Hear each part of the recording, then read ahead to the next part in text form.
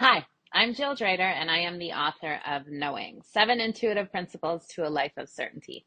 And today I'm going to read for you the introduction to the book. I published this at the end of 2024, and through 2025, I'm happy to share it with you in a few different formats. You can purchase this in Canada on Chapters Indigo or Amazon.ca. You can purchase this on Amazon.com or Barnes & Noble. And I will also put a link below to other places that you can get the Kindle version or you can get the audiobook version, which I'm about to release shortly. I start off with, to all those who helped me see things differently while writing this, thank you. Introduction. It's 2020 and I'm unpacking my life again. Sitting on my new living room floor, newly separated, only hours into my new space, I find myself crying while I wait for my food delivery to arrive. I'm glued to my phone app for the doorbell camera that keeps notifying me that somebody's there at my old house. It's my ex-husband's new girlfriend, moving in beds and couches and big fluffy pillows and couch throws with her 2 kids in tow. They're a blended family now. And me? I'm single on my living room floor, surrounded by boxes and Indian food. I'm unable to stop crying.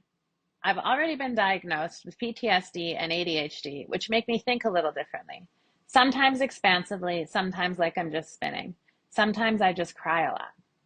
My doctor and psychologist, 2 of the most important seats on the board of advisors of my life, have recommended I try a new medication that has methamphetamines to calm me down. This counterintuitive conundrum of the new combo of meds has me confused. Because as a person in recovery, I was always told absolutely no drugs.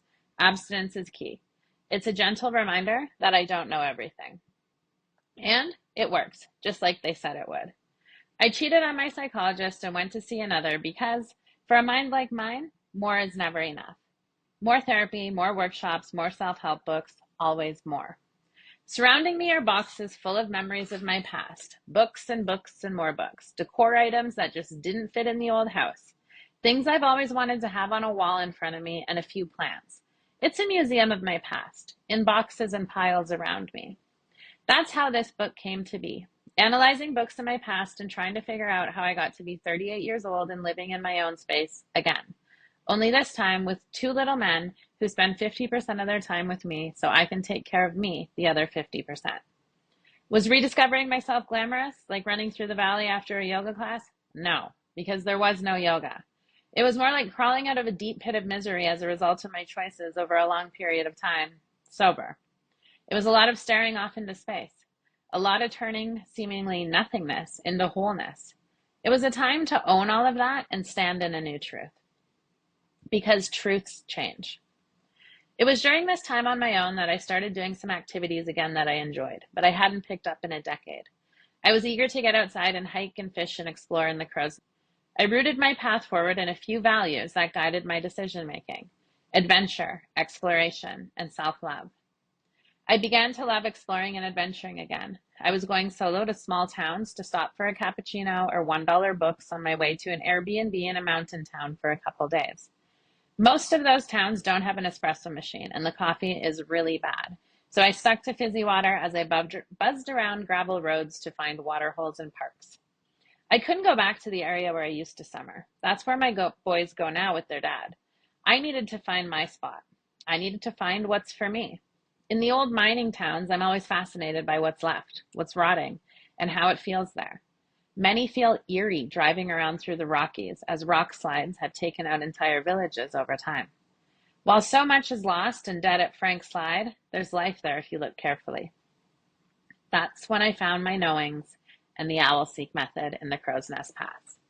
That's when I started fly fishing with Al, another guide and teacher. That's when he looked me dead in the eye and said, "You need to get some lovin', kid." He meant I'd hardened, gotten bitter, and gotten a little resentful. I loved these trips on my own and longed for the vision to come to reality to do it with someone someday. Someone who loves being outdoors as much as I do. I went back and forth for months, hiring Al to accompany me up rivers through forests and sit in silence and fish all day. It was the most comforting thing, and being with him for days at a time really taught me to listen and see things differently. The metaphors then started appearing. the nest, the owl. The owl sees you before you see it, and you're out there seeking an answer. The answer is in the silent wisdom of the owl within. The owl and the nest are places we must go, knowing that when we get there, that little voice in essence has been waiting for us all along. I would stay at a quaint B&B where the owner and her daughter would make me breakfast. If I was busy writing, they would bring the meal to my room. Sitting in a room decorated with her grandma's old furniture, I would map out the courses for this thing that was coming through me and walk the trails to rivers, small lakes, and along railroad tracks in the area. The methods in this book were downloaded to me during those years when I was back and forth, when my old life ended and I didn't know who I was, navigating the middle of whatever was next. Every time I'd see Al, he'd asked about my life, my love life. I'd tense up inside, either speaking with shame of some secret hookup I didn't want my kids to know about, or talking about waiting for what I ultimately wanted to attract. It was during this time I found myself again. I found who I was. I stepped into what I was called to do. And before that, I was being human, making mistakes, learning from failures, and crying myself to sleep, living in fear, plagued with doubt and uncertainty about what's next. I found that when I reflected on the method coming to me, it was never complete. No, rather each thought that came in from the world and each thought created within me was something to cross-check. I was applying it situationally and circumstantially to everything I did, cross-checking which one of the 7 data points I was in. Am I in fear? Am I not able to shift my perspective? Am I trying to have control? Am I desiring coexistence? When I learned how to apply knowings and analysis, I became more certain of trusting myself to lead my life, co-creating with a source that's too powerful to name, that supports what I think, pray for, visualize, and strive for physically and materially. I began seeing everything that happened to me actually being for me, and I could capture that data of my soul in a new way and learn from the patterns of nature. For years, I explored this book, reflecting on old text, referencing the wilderness and walking in silence and listening differently to the guided path within, what to look out for. The signs and clues from that inner whisper also provide guidance, insights, and cautions. Many people and institutions claim to have the way to this voice, many crossing in and through a man to get there. I'm here to tell you that's not the way. It's in you. This book is not only a collection of my journal entries and lived experiences as I worked through to develop a process moving from fear to pride and love and grace. It's also a guide for accessing your inner knowing in a breath and how to carry it into your career, your relationships, and your life. When we accept that these truths change. We know a path forward, a knowing. The knowings method is about who you are. Overall, we'll look at knowings in terms of energy or connecting with the natural world, or metaphors, meanings, connections, and signs. And the signs between ourselves and nature, the animal kingdom, or the natural world. We'll find this throughout history and text and connecting to lessons and stories. When learning the knowings method, it's important to understand there's different feelings and emotions. At each level, when we become aware of them, we can understand how to get to the next level or learn the next principle. It's not really about moving through the levels and just completing something. In fact, that won't work whatsoever. This is about learning and becoming aware of each stage, accepting that we're at all of the stages, and these spiritual principles are what guide our life and unite us. And it's about understanding that when we become aware of this, we become aware of the nest, the sacred place we go to reflect and heal and meditate and discern and pray and listen. And when we become aware of the nest, we can become aware of which one of the principles we need to work on in that moment. There's always one. The point of learning the knowings program and understanding the flow of the method is understanding that we can take our healing into our own hands and create a sacred, safe space for it. Slowly, we learn the 3 highest principles are forgiveness, grace, and love, and are co-created with a power greater than us, a source we identify when we retreat to the nest. For some, this source can be their religion or belief system, identified in doctrines and representative archetypes, and it's what they, as an organized group or community, believe and follow. These groups are comfortable coming together and following the same doctrine that may or may not have been passed down, transcribed, and translated many different times since its conception. The OwlSeek Method is a leadership program taking us through knowing 7 spiritual principles to a life of certainty in how we lead. This is for people who want to show up and have a look at where control is creating a miserable life, and maybe not one you're proud of. Sometimes we identify that some of our behaviors are actually manipulative or vindictive, and they're coming from a place of wanting retaliation or acting vengefully. This doesn't mean we're actually going to take action on these things or these thoughts, but sometimes we catch ourselves in these destructive thought patterns that keep us enslaved in a spin cycle of lower vibration more than they help us get out of it. Having the courage to get out of this spin cycle and truly look at ourselves with a bird's eye view is where we can see where we've become stuck. We have to trust that there's a process that works. The OwlSeek method is a process that's been tried and tested. And once we get to the place of knowing and there's a different way, we can connect and co-create to something else. So this can be a new mentor, a new method, or a new way of looking at how we create strategy and how we take our ideas and turn them into plans. As we understand that seeing the signs and asking to show up differently is about our own evolution. This evolution means that there's suddenly meaning and purpose in what we're doing, and we're acting from a place that's very intentional. We're inspired by others, and therefore we want to inspire others. And we know we have to let go and surrender what doesn't work. We have to get to a place where we're coming out of the bottom of the spin cycle that identifies and keeps us stuck down there. This is the depiction on my business card, the one of the golden tree in the forest. When we get stuck, we're just one tree in the forest, and we're not seeing that golden light inside of us, and knowing that we actually do stand out, and we can illuminate a new path. But we know that there needs to be a complete transformation in order to do that. The golden tree on my business card has 7 lines that represent 7 principles. Knowing is taking your power back, and it's who you are. OwlSeek is aligning your power with your callings and skills, and it's what you do. The nest is where you reflect on who you are and what you do. But first, back to me crying on the floor of my new place surrounded by boxes. I was moving out of my ex-husband's home, the place where our 2 sons were raised, and where I told him I didn't want to be married anymore. Where I walked into my house and met his new girlfriend soulmate before I knew she existed. Where I sat by the front window for a decade like a caged bird, and I couldn't figure out how to get out of the living hell that was my mind. And since I couldn't find the words to put my voice together to put together a plan, it was put together for me. And now it's time for me to go. I felt comfortable in the leaving and the changing. After decades of chaos in my life, mostly self-magnetized and self-created, I understood the value and gift of letting go and not knowing what's next. Albeit paralyzing at times, I knew it was happening for me, not to me.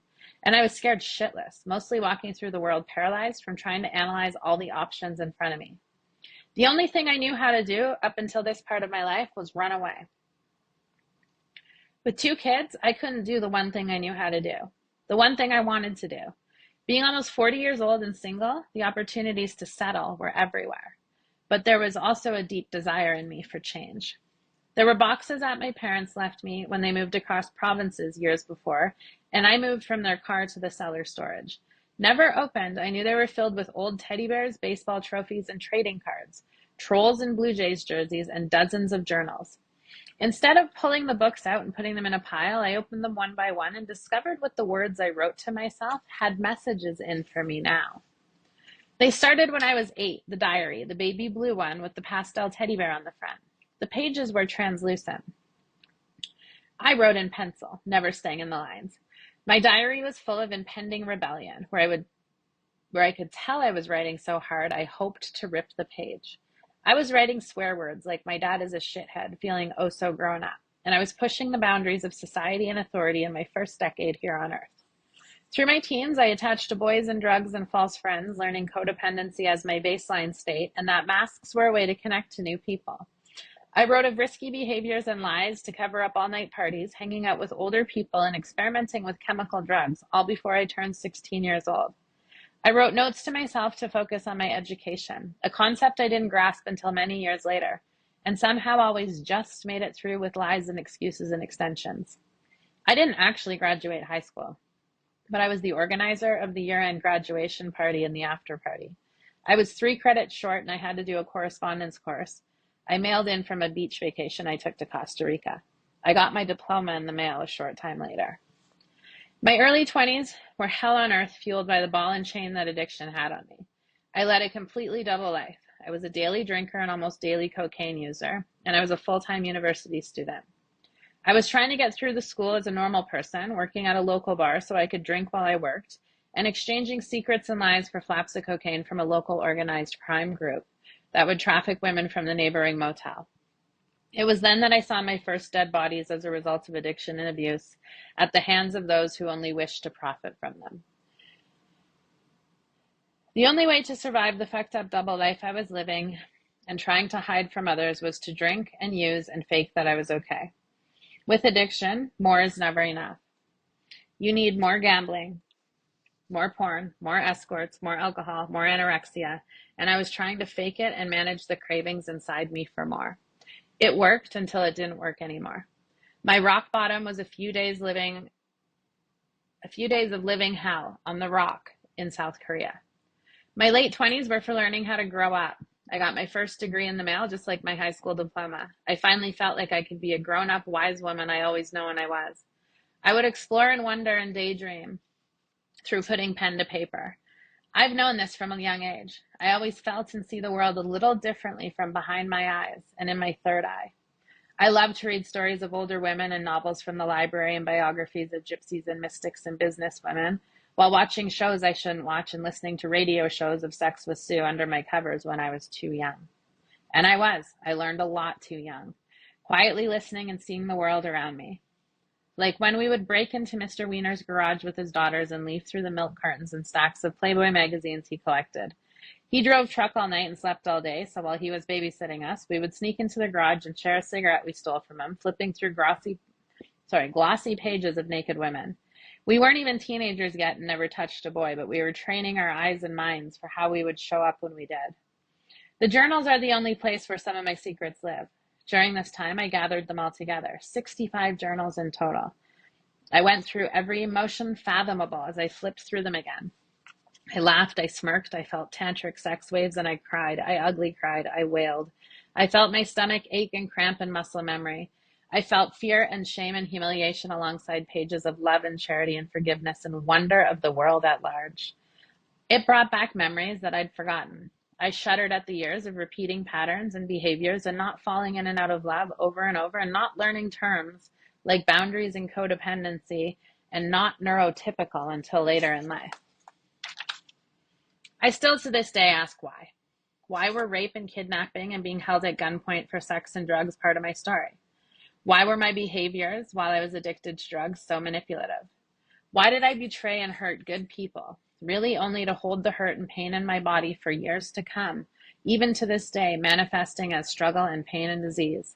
And why has the connection to my body with these experiences I went through caused so much pain and scarring and wounding? So much that my lower abdomen looks like a battleground. Even the tattoo I've convinced my parents to let me get at 16 has moved as I continue to physically grow. Why, for years after having my sons, did my body react so harshly with pain and hemorrhage-like bleeding that it was determined at 39 my uterus must go? I went to a lot of therapy with Arthur, and when I thought it wasn't enough, I would double up or triple up the appointments with other specialists to try to fix me, knowing that it wasn't what I needed, but knowing it just might be. I was always trying to fix something, fix the inner critic saying I wasn't lovable, highlighting what was wrong with me and how pain-filled my life was, fix what I was avoiding in my patterns of attraction and desires and lessons and assignments and revelations, fix what was, in the end, a special condition. Fix what was, in the end, a spiritual condition. I didn't know the secret to it all was coming out in the cage and looking how I showed up. I was moving to create a space within myself I called a nest, where I was able to tune into my deepest, most sacred source of healing and wisdom and guidance, my knowing. I wrote about it all, a lot. I wrote through my confusion. I wrote through loneliness. I wrote through abandon and repeated rejection from men. I wrote about missing my dad. I wrote about disconnection from my mom. I wrote about illegal things I was testing society's boundaries on. I wrote high as a kite, illegible words and abstract doodles after days of no sleep. I wrote through addiction and obsessive behaviors, some very bad behaviors. I wrote through abuse, hospitalizations, women's clinics, and overdoses. I wrote through law enforcement telling me they couldn't help. I wrote through being too scared to say how I felt, and I could only write. I wrote through learning I had two selves, a soul self and a shadow self. I wrote through reflecting on how what I was taught is religion, not faith. I wrote to spirits and asked for signs and documented the signs and occurrences. I wrote to God, and I've written hundreds of letters and prayers to the universe. I wrote to God or Spirit or universe or creator or the divine as I changed names for it. I wrote asking for help. I wrote new words like manifestation and consciousness and grace. I wrote about discernment and trying to figure out and how to feel it all. And then I changed. And then I saw life through a higher perspective. And then I felt life through a higher perspective. And then I knew there was life in a higher perspective. This is the knowings. From those journals, I've taken what I discovered at some recurring themes, some findings, some observations, some questions, research, and more questions. I've taken my experience and things I've taught others and put them to this collection of chapters of how you see your journey and story from a different perspective, the nest. What if there was a higher perspective to see your inner and higher self? What if you could learn about it and then do it over and over again, anytime, anywhere? What if it's your birthright to turn into your breath and reset yourself? What if I could teach you that? What if I could teach you that writing about yourself to yourself is a way to tune into that part of yourself you didn't know existed? Through this place, you can experience a sense of deeper connection and knowing from within, listening to the inner wisdom we all have equal access to. What if I could teach you that you could start here, or complementing your current journey of talk therapy, counseling, or small group or self-guided inquiry into something you want to know more about, and also teach you how to connect to the right team to help you.